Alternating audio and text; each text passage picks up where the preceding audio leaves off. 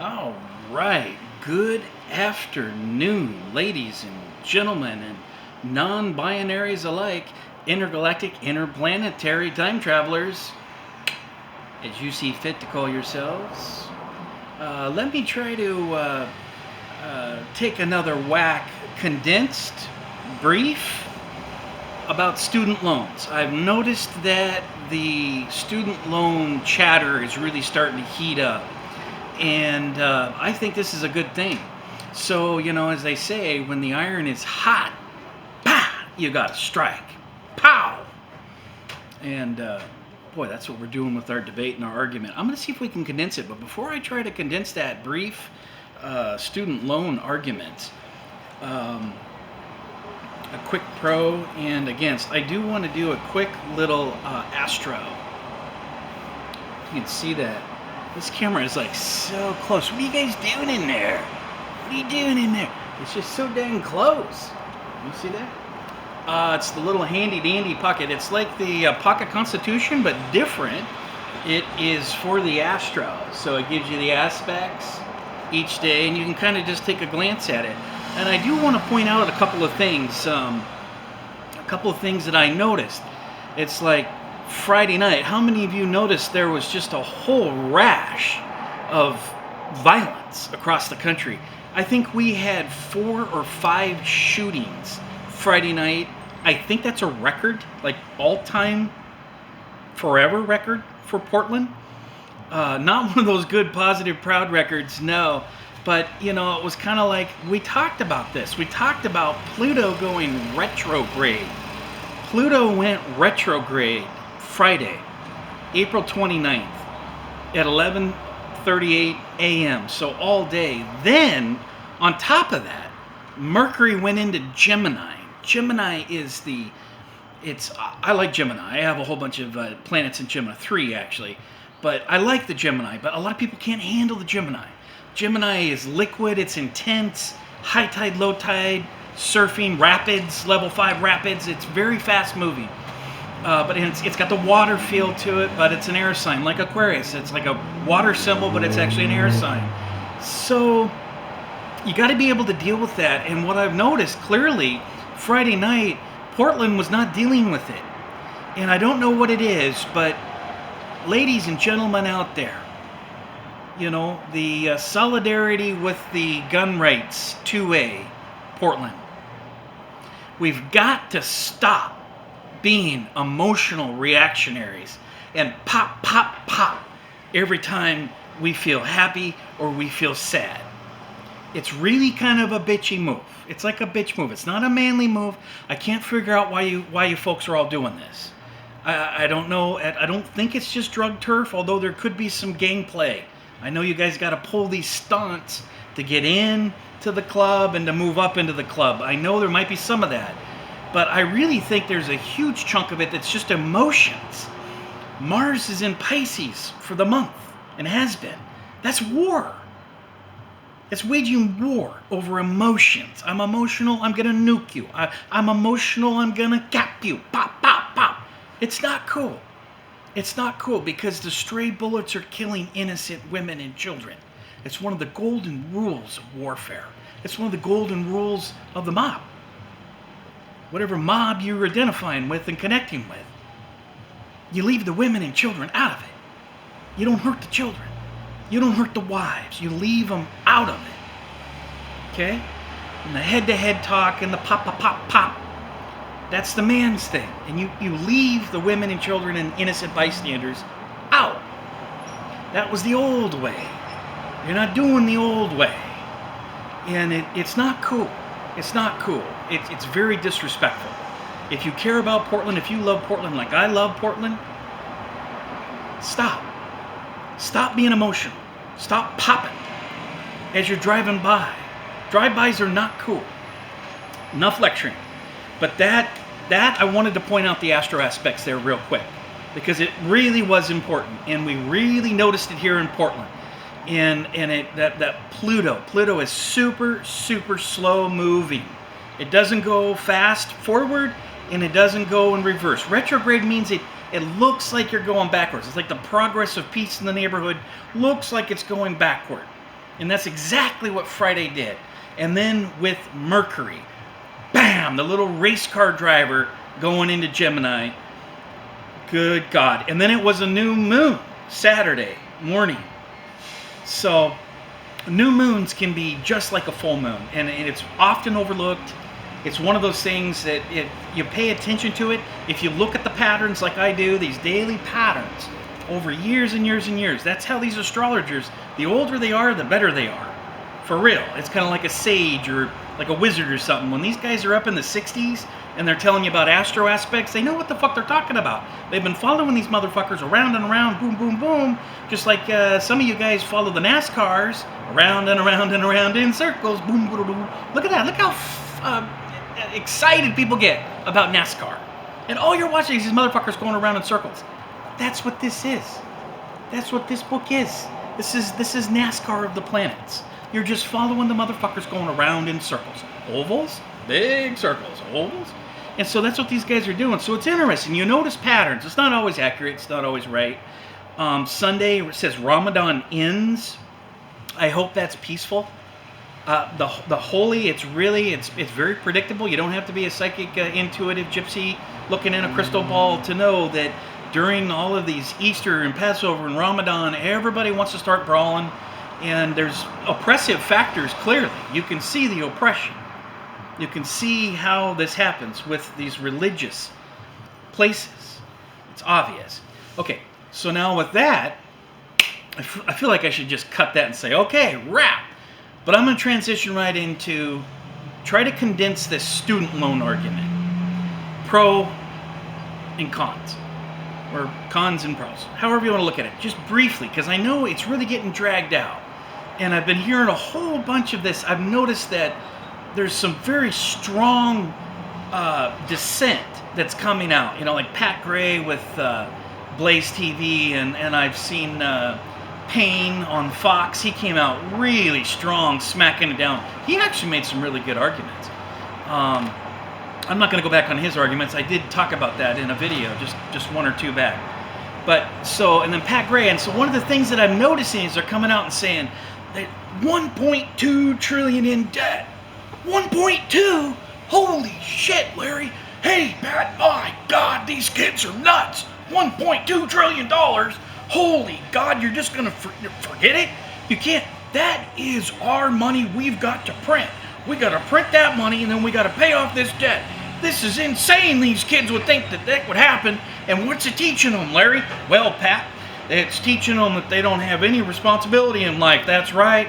All they got's a college degree, and they're going to be at Starbucks making mocha cappuccinos with sprinkles till they're about 45 and then try to retire. What the fuck are these guys doing and saying? Now listen, wrong framing, wrong argument. Number one, 1.2 trillion is everybody, all the student debt that's accumulated here in the last few years, since Obama told everybody to go back to college. And you remember, Barry Soetoro, Obama, he told everybody to go to college. That was his great words of wisdom. He also told us that we could keep our doctors. And I don't know about you, but I lost my doctor. But everybody went to college and got in debt. Thanks, Barry. That's one of the greatest things you've done probably in your term, except for drone bombing all them little children in weddings. That was pretty cool too, Barry. So, wrong framing. What we're talking about, even if we don't forgive any of the student loan debts, let's insert this into the dialogue. Let's start from this point on providing community college, low-income families, 1 to 2 years of paid college. Let's just say, let's put that on the books. So all those arguments, you guys are bitter that you had to pay your loans, and sure in God's name, you are never going to pay them punk with blue hair loans. They're going to learn responsibility. Grab themselves by the bootstraps and go get a job. Okay, I hear you. There's an argument there. Sure. Nobody's saying that shouldn't happen on some level. What we're talking about is providing incentives rather than going into a life of crime and driving by a neighborhood and going pop, pop, pop, because out of despair and the lack of any type of income, respectable income with dignity, they can't find anything. And they can't go into college. They can't excel out of the hood or out of anywhere. Doesn't have to be any particular place, but we're talking about lower incomes here, where the odds of getting them into a jobs program, into a one-year work program through a community college are very, very small. Let's encourage and create incentives by offering those alternatives. Now, what the Republicans could do, and this is a golden opportunity. This issue of student loans, by the way, is the one of the only major things the Democrats have got the GOP and the Republicans by the nuts. Sorry, lack of better metaphor. It's horrible and sexist, and I'm going to hell, sure. But it really is the one thing that makes the Republicans look like selfish, self-absorbed people, like narcissists, too self-absorbed in the good money that they're making and the good housing that they've got for so long with the brand new car. They're no longer understanding what the majority of the people out in the streets are going through and the obstacles. It's the lack of empathy, and that's going to kill you in 2024. I'm telling you right now, listen to The Independent as I speak words of sage advice. You'll be demolished by this one key body blow, the student loan forgiveness. Now, you can flip this back and push this, as I'm advising you right now, push this into the Democrats' face. Pitch this back and say, you know what? AmeriCorps. AmeriCorps. If you've done AmeriCorps, if you'll get into AmeriCorps, it's a community service program. There's a million different things that could be done, a million different skills, a million different connections that can be made for young people and middle-aged and older. It doesn't have to be age-specific. It doesn't even have to be necessarily income-specific. But there's AmeriCorps-type structures. Now, Sandy, Rep. AOC, Sandy, I lovingly call her Sandy, best margarita in town. It's a little salt on the rim. Sandy, she's talking about, she's doing a couple different things and making mistakes. She's dropping the ball for one thing, because she's talking about loan forgiveness on everything. And that's how the framing is getting pushed back. That's where the hysterical 1.2 trillion, Larry. Hell, these kids are nuts. You can chop that down if you reframe it and you say, not private debt, not private loans, the government. This is the government money, ladies and gentlemen. This is the government's money Sallie Mae that they have loaned to the students and making a profit off the students. The blood, sweat, and tears of the students that made that responsible decision rather than pow, pow, pow and wheeling and dealing. There's a lot of pow, pow, pow on the streets if you look around real good. Take a look around America. See, that's what you get when people aren't finding jobs programs. It's decay. We all suffer with urban decay. So that's why we got to reframe it. That's why we got to find some middle ground. Republicans, you're weak on this in 2024. Democrats, you're weak right now unless you make a move. And your compromise move is right in the middle. At least $10,000, zero in on low income, offer AmeriCorps programs, bring down the existing laws that already say if you do 10 years in a nonprofit, you'll have loan forgiveness. Chop that down to 5 years, maybe even bring it down to 3 years. But also be proactive, sending out insight and wisdom and say, if you go in now, we'll cover it. It's like a tuition grant. Different than a Pell Grant. There is Pell Grants. This is 1 year work program or 2 years. It's paid for. Whatever age, if you haven't done college, we'll pay for it, go in and do this. We're going to see results. We're going to see more peace. We're going to see probably less crime. I can't make promises because things have been going off the rails for so long, for so many years. But we need to think in steps and baby steps of how we do retraining, how we create community involvement. How do we create community? That's what's fallen apart. It's a civil war that's been engineered, social engineering. You know it. You know it. I'm not telling you anything you don't know. I'm getting this weird southern twang. I got to step out of that character. That's not really my southern twang. Anytime I try to think about a GOP argument, I start going into this weird, Wilgus, get me another. No. But you see what I'm saying there. So that really is the framing condensed. And Republicans, you need to work more on the empathy. You need to at least appear empathetic.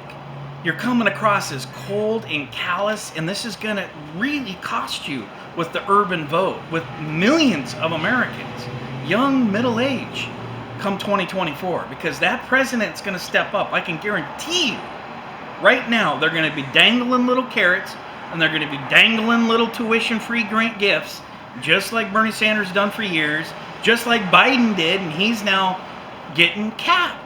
And it's not just hurting Biden, it's hurting all the down ticket.